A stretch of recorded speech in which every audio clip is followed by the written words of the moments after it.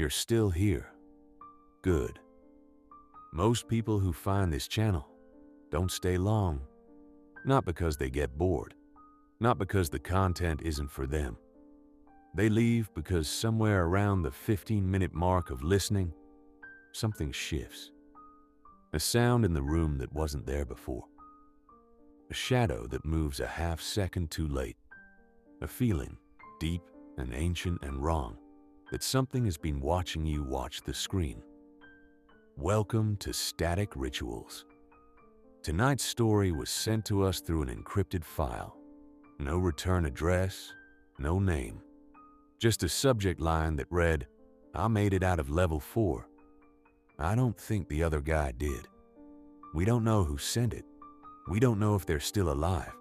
What we do know is this: whatever is in that parking garage, it's still there. And according to the timestamp on the file, the garage is less than 40 miles from a major city you probably know the name of. Turn off your lights if you want. We find it works better that way. This is The Elevator Doesn't Go Down. Part 1. The Assignment. Marcus Webb had been a containment specialist for 11 years, and in those 11 years he had suited up in a Level A hazmat suit exactly 23 times. He remembered every single one. The chemical spill in Baton Rouge. The gas leak that turned out not to be a gas leak in a school in Tucson. The thing in the water treatment facility in rural Michigan that they were still not allowed to talk about, not legally, not even to their therapists, and the agency paid for their therapists specifically so that they would have someone to not talk about these things to. 23 times, Marcus had zipped that yellow suit up to his chin, clicked his helmet into place, and walked into somewhere that regular human beings were not supposed to walk into. He had always walked back out. He was beginning to think tonight might be the 24th time, and the last. The briefing had been unusually short. His handler, a woman named Priya, who spoke in the clipped, affectless tone of someone who had personally witnessed too many things to be surprised by new ones, had pulled up a satellite image on a tablet and said 4 sentences. Multi-level parking structure, downtown district, sub-basement levels 3 through 7. Atmospheric anomaly detected 48 hours ago. You go in, you document, you come out. Marcus had looked at the satellite image. It was a parking garage. One of those massive, brutalist concrete things that cities built in the 70s and then forgot about. 10 stories above ground, 7 below. The above-ground portion was lit normally, flickering with the sickly blue-white of fluorescent lighting. Cars dotted the upper levels. Normal, ordinary. The sub-basement levels showed up as black on the thermal imaging. Not dark, not cold. Black in the way that a thermal camera goes black when it's detecting something it was never designed to detect. Something that wasn't heat or cold, but was instead a third thing. A wrong temperature. A temperature that the camera's sensors processed and then quietly refused to display. What kind of atmospheric anomaly? Marcus had asked. Priya had taken the tablet back without answering. That was how Marcus knew it was bad. He drove to the garage alone, which was also unusual. Containment work was typically a 2-person minimum. Buddy system. Always, even for what they called soft classification events, which were the ones where you only lost sleep for a few weeks afterward, instead of for the rest of your life. The parking garage loomed out of the fog at the edge of downtown like a bruise. The upper levels were lit. A few cars were parked on level 2. A city that never entirely sleeps going about its business, unaware that 40 feet beneath the asphalt, something had gone wrong in a way that the agency's atmospheric sensors had no vocabulary for. Marcus parked on the street. He sat in the car for a moment with the engine running. He thought about his daughter, Celia, who was 7 years old and had recently become obsessed with a particular brand of strawberry yogurt and would accept no substitutes. He thought about her face. He kept that image at the front of his mind the way you'd keep a candle lit in a dark room. Just enough light to navigate by. Then he got out of the car. He opened the trunk. He began to suit up. The Level A suit was yellow, the yellow of a construction sign or a caution tape, the yellow that said, "Danger, pay attention." This color means something. Full encapsulation, sealed breathing apparatus. Gloves, the blue natural outer gloves over the layered inner ones. Boots, orange-soled and heavy. He looked, he knew, like something from a science fiction film. He hoped whatever was in the garage thought so too. The entrance to the sub-basement levels was a stairwell at the back of the parking structure's ground floor. A single elevator. The elevator. It was a strange thing for a parking garage to have. A proper elevator. Not just the utilitarian concrete shaft you'd expect, but a real one, with a yellow-painted housing, fluorescent signage, proper up and down buttons with arrows. Elevator, the sign above it said in blocky sans serif letters, as if someone once had put real care into this, as if someone had wanted people to use it. Marcus ignored the elevator. He found the stairwell door, confirmed his suit seals, activated his helmet camera, and descended. Part 2, Levels 1 through 3. Sub-basement 1 was a parking level like any other, except it was empty, not abandoned. There were no broken bottles, no graffiti on the lower walls, no dust gathered in the corners. It was simply empty in the way a room is empty when someone has very recently left it. The fluorescent strips buzzed overhead. Marcus's boots echoed on the concrete floor, and his breathing filled the inside of his helmet in a slow, rhythmic tide. He swept the level. Nothing. He documented with the helmet camera, spoke his observations aloud in the flat procedural monotone that 11 years of training had made automatic. Sub-basement, level 1. Time, 22:47 hours. No visible anomaly. Lighting functional. Temperature reading nominal. Proceeding to level 2. Sub-basement level 2 was the same. Empty, clean, lit. But colder. Not dangerously cold. Not the kind of cold that would show on his suit's temperature gauge, because it didn't. It was the kind of cold you felt through 4 layers of sealed containment gear when you should not have been able to feel anything at all. The kind of cold that wasn't registering on any instrument, but was sitting in the back of Marcus's jaw like a bitten nerve. He documented. He descended. Sub-basement level 3 is where he found the suit. It was crumpled in the center of the level's main lane, yellow like his, level A like his, sealed like his, except the seals had been broken from the inside. The gloves were still attached to the sleeves. The boots were still attached to the legs. The suit was completely intact, uncut, undamaged, and it was empty. Not discarded, not unzipped and stepped out of. Empty, in the way that a shed snakeskin is empty, as if whatever had been inside had simply ceased to require a container. Marcus stopped walking. He stood 6 feet from the suit and breathed into his helmet and looked at it for a long time. Then he looked at the helmet. The helmet was still sealed to the collar ring. The faceplate was intact. He could see through the scratched polycarbonate that the inside of the helmet was fogged with condensation, which meant that whatever had been inside the suit had been breathing very recently. Marcus took out his radio. Static. Of course, he was 4 levels underground in a concrete structure. He hadn't expected a signal, but the act of trying was a ritual of normalcy and he needed it. He kept moving, downward, because that was the job. Part 3. The sound. He heard it on level 4. It was not a sound that he could accurately describe, which frustrated him, because accurate description was his professional obligation. He had described chemical odors so precisely that chemists could identify compounds from his words alone. He had described sounds in flooded basements and collapsed mines and sealed rooms with no windows. and his descriptions had been used in academic papers. This sound defeated him. It was low.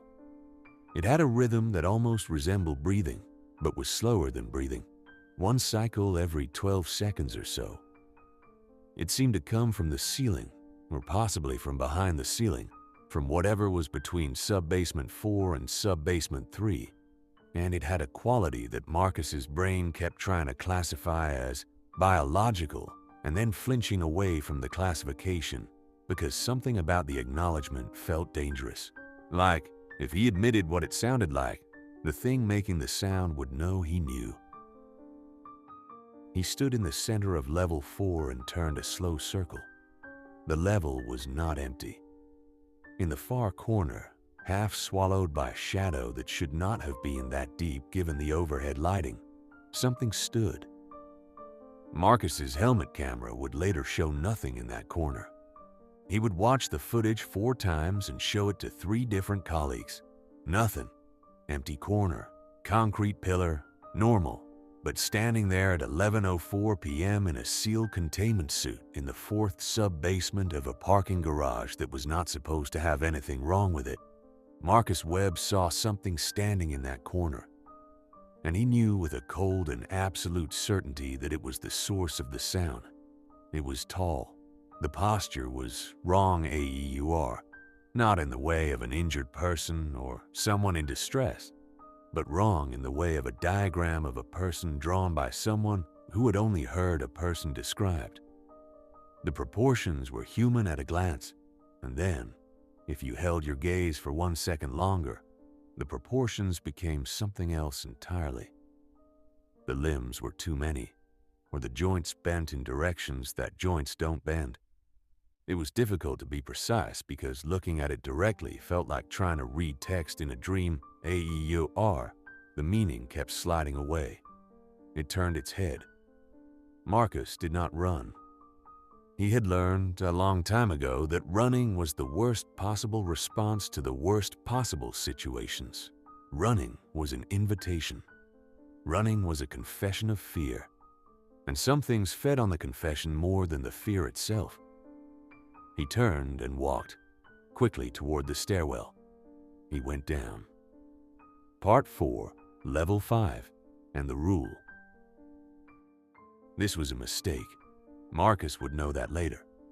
He would sit in a debrief room with no windows and a cup of coffee he never drank. And he would say, very quietly, "I should have gone up. I don't know why I went down. I don't remember deciding to go down."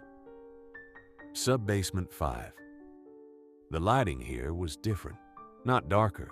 The fluorescent strips still buzzed and flickered, but the light seemed to arrive at surfaces and then stop, as if concrete itself was drinking it. Shadows were absolute. The air in Marcus's breathing apparatus tasted different, which was impossible, because the apparatus was sealed with its own oxygen supply.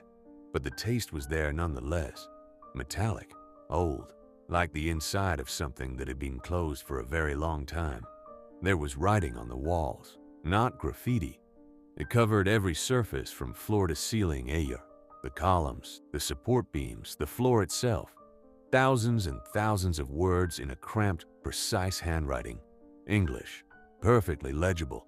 Marcus leaned close to read a section near a support column. It comes when the elevator opens. Do not take the elevator. The elevator does not go down. The elevator only goes further. We thought it went down because the numbers go down, but the numbers are wrong. The numbers are what it wants you to see. We were a team of 4. Holloway went first because Holloway pressed the button. Chen went second because Chen held the door. I don't know what happened to Park because I stopped looking. If you were reading this, you used the stairs. Keep using the stairs. Go up. Don't look at the corners. Don't let it know you know it's there. Whatever you do, do not ear. The writing stopped mid-sentence. Not at the end of a wall. Mid-sentence, mid-word, mid-stroke. Marcus straightened up. He did not look at the corners. He looked at the elevator, because there was an elevator here. on sub-basement level 5. The same yellow housing, the same signage, the same up and down buttons glowing their gentle amber. The doors were open. He had not heard them open. They were simply open, and the inside of the elevator was lit, warmly, differently from the cold fluorescence of the rest of the garage. And the inside of the elevator was covered, floor to ceiling, in more handwriting, more words. But these words Marcus could not read because every time his eyes tracked to a letter, the letter was different, was shifting, was becoming a different letter, and then a symbol, and then something that had never been a letter in any writing system that human beings had ever devised. And inside the elevator, the button panel did not show floors B1 through B7. It showed numbers Marcus did not recognize, and one of the numbers was lit. Whatever floor that number indicated, the elevator believed it was currently there. Marcus turned away from the elevator. He looked at the stairwell door. Then he heard, from above, from the stairwell, the sound, the slow breathing sound, the 12-second cycle, coming from the stairwell, coming from above him in the stairwell, which meant it was between him and the surface. He stood very still. The elevator hummed behind him. Part 5. The Choice. Here's what Marcus Webb knew, standing on sub-basement level 5 at 11:19 p.m. He knew that the stairwell was compromised, that the thing from level 4 was above him, between him and the exit. He knew that the writing on the wall said, "Do not take the elevator." He knew that a containment specialist named Holloway had taken the elevator, and that whatever happened to Holloway, the person who wrote on the wall had considered it the first loss and had written the fact of it in the smallest handwriting, as if trying to make the loss take up less space. He knew that the empty suit on level 3 had been sealed from the inside, that someone had been inside it recently. That recently might mean tonight. He knew that his helmet camera was running and that whatever happened next would be recorded, and that if he never made it out, someone would watch the footage and see what he saw. Or, more terrifyingly, see what he didn't see you are, the empty corner, the nothing the camera recorded, while his eyes showed him something else entirely. He knew that there was a thing on the stairwell, and there was an elevator, and there was a person named Park, whose fate the wall writer had stopped looking into. And he knew one more thing, a thing that arrived in his mind fully formed and sourceless, the way certain knowledge arrives in dreams. He knew that the suit on level 3 was not empty in the way he had first thought. He knew that now with a certainty that had no rational basis, because he had felt it on his way down, a feeling, brief and cellular and horrible, like the feeling you get when you almost step off a curb into traffic, the flash of what almost was. He had felt it on level 3, and he had not understood it. And now, standing in the blue-lit, awful stillness of level 5, with the elevator's warm light at his back and the sound above him in the stairwell, he understood it. The suit wasn't empty. Something was wearing it. Something that didn't need to fill it the way a body fills a suit.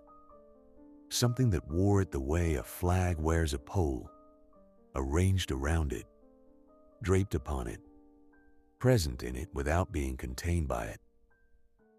And that something was currently between him and the elevator. Marcus closed his eyes inside his helmet. He thought about Celia, strawberry yogurt, her face. He opened his eyes. He made a decision. Part 6. What he did. He did not take the elevator. He went to the wall and he read every word of the writing on level 5. All of it, every cramped line, looking for a third option, looking for something the original writer had known and encoded and hidden in the massive text for someone like Marcus, someone who came later, someone who went down the stairs. It took him 14 minutes. He would later say it felt like 14 hours, and he found it, buried in a section near the floor, written at a size so small he had to press his faceplate almost to the concrete to read it. The levels aren't real below 4. The structure only goes to 4, 5, 6, 7. It builds them when you go down. It needs you to go down. It needs the descent. The elevator is the middle of its body. We were never in a parking garage. We were inside it. We walked in through its mouth. The exit isn't up the stairs and it isn't the elevator. The exit is the decision to stop descending. Stand still. Don't move for as long as you can stand it. It can only hold the shape if you're moving through it. If you stop, the shape collapses. This is what Park figured out. I don't know if it worked for Park because I stopped. Mid-sentence, mid-word, again. Marcus stood up. He stood still. The sound from the stairwell grew louder. The elevator's warm light pulsed once, gently like a heartbeat. The shadows in the corners thickened, and then, he was certain of this, absolutely certain, the corners moved. The geometry of the room shifted. The angles were wrong. The ceiling was closer. The floor was further. Sub-basement level 5 was changing around him, rebuilding itself, accommodating itself to the presence of something that was on its way. Marcus did not move. He breathed. In, out. He thought about Celia. Just Celia. He made his mind small and bright and focused on one face, and he stood absolutely still on the concrete floor of a level that did not exist, inside a building that was not a building. And he waited. The sound got very loud. The corners got very wrong. The elevator made a soft chiming sound. The sound elevators make when they arrive at a floor. A friendly, domestic sound that in this context was the most frightening sound Marcus had ever heard. He did not move. He did not move. He did not. Part 7. The Surface. Marcus Webb was found at 6:14 a.m. by an early morning commuter who reported a man in a yellow hazmat suit sitting cross-legged on the asphalt of the parking garage's ground-level entry ramp. Sitting, not standing, not walking, sitting in the center of the ramp with his hands in his lap and his helmet still sealed and his breathing apparatus nearly depleted, sitting as if he had been placed there. He was conscious. He responded to questions. He submitted to medical evaluation and containment protocol and a 6-hour debrief and a secondary debrief conducted by 2 people he had never seen before and never saw again. He could not account for approximately 3 hours of the night. His helmet camera recorded him entering the stairwell, descending to level 2, and then nothing. Static, white noise. 7 hours of white noise, and then Marcus, sitting on the asphalt, blinking in the gray morning light. There were no sub-basement levels 3 through 7. The structural plans for the building showed 3 sub-basement levels, all of them built to standard parking specifications, all of them accessible by stairwell and 1 central elevator. The elevator had not been operational for 4 years. A maintenance report cited an electrical fault.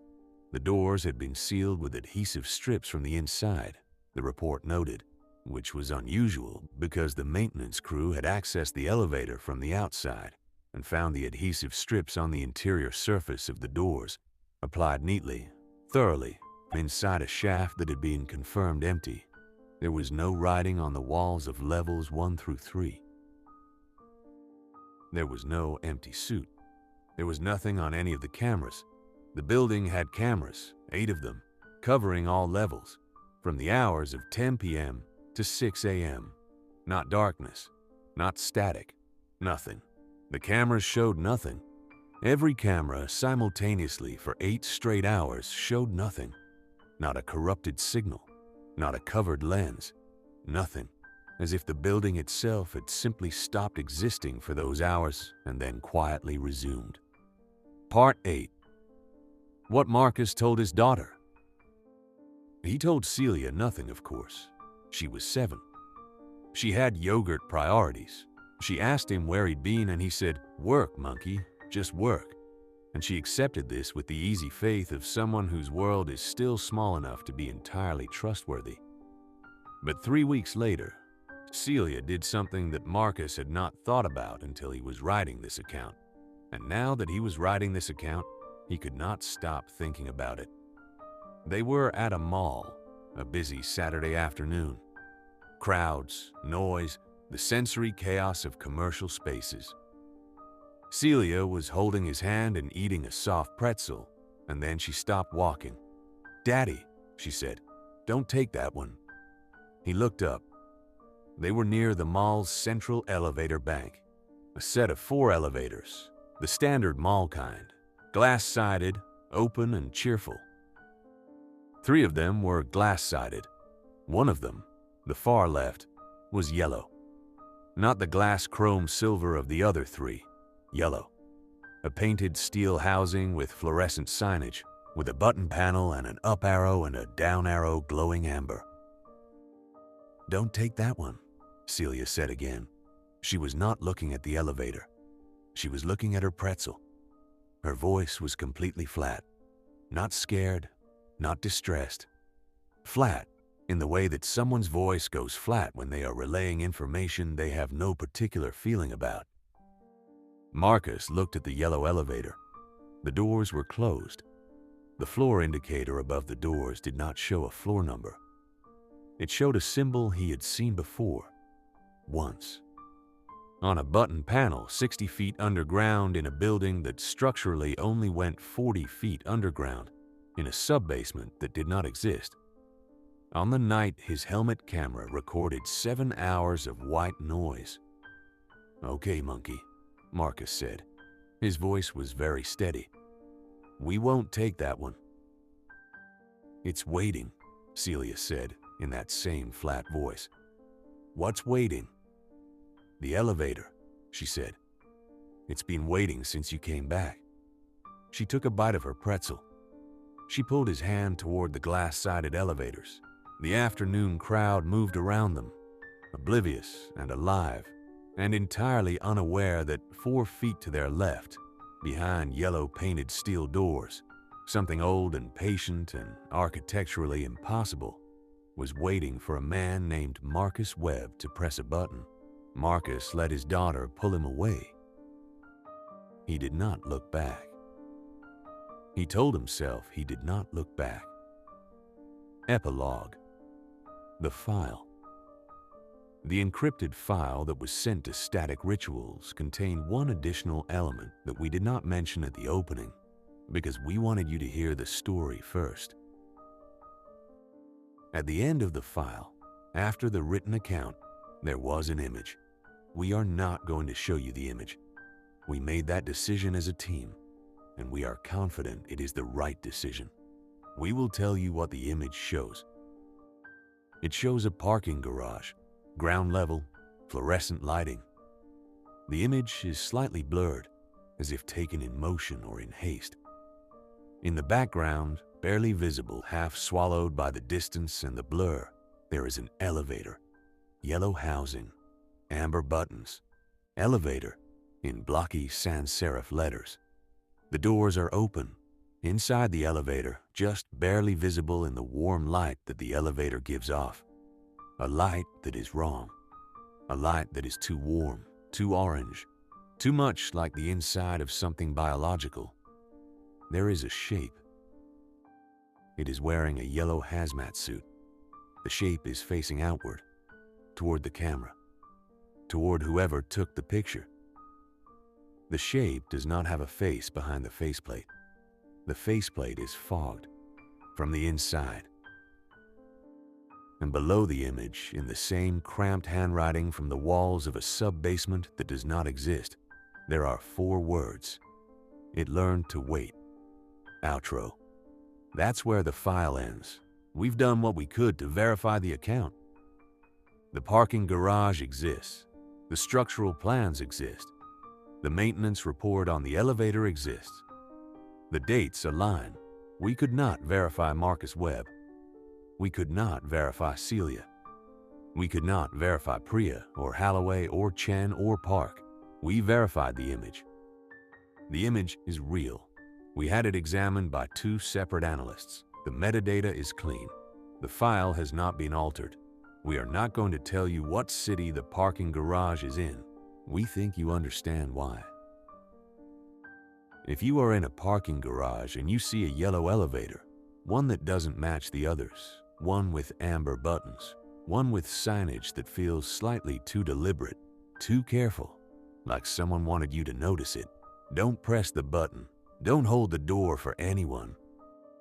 And whatever you do, AEUR, don't look at what's inside the faceplate. This has been Static Rituals. If you made it to the end of this story, you are exactly the kind of person this channel exists for. We see you. We know you're out here in the dark, earbuds in, lights off, doing what we do, which is sitting with the uncomfortable truth that the world has edges, and some of those edges have things standing at them. Subscribe to Static Rituals. Hit the notification bell, because our next story arrives with no warning, no schedule, and no explanation. Just like the elevator, it's already on its way. DY, subscribe before the doors open. Static Rituals. We broadcast from the in-between.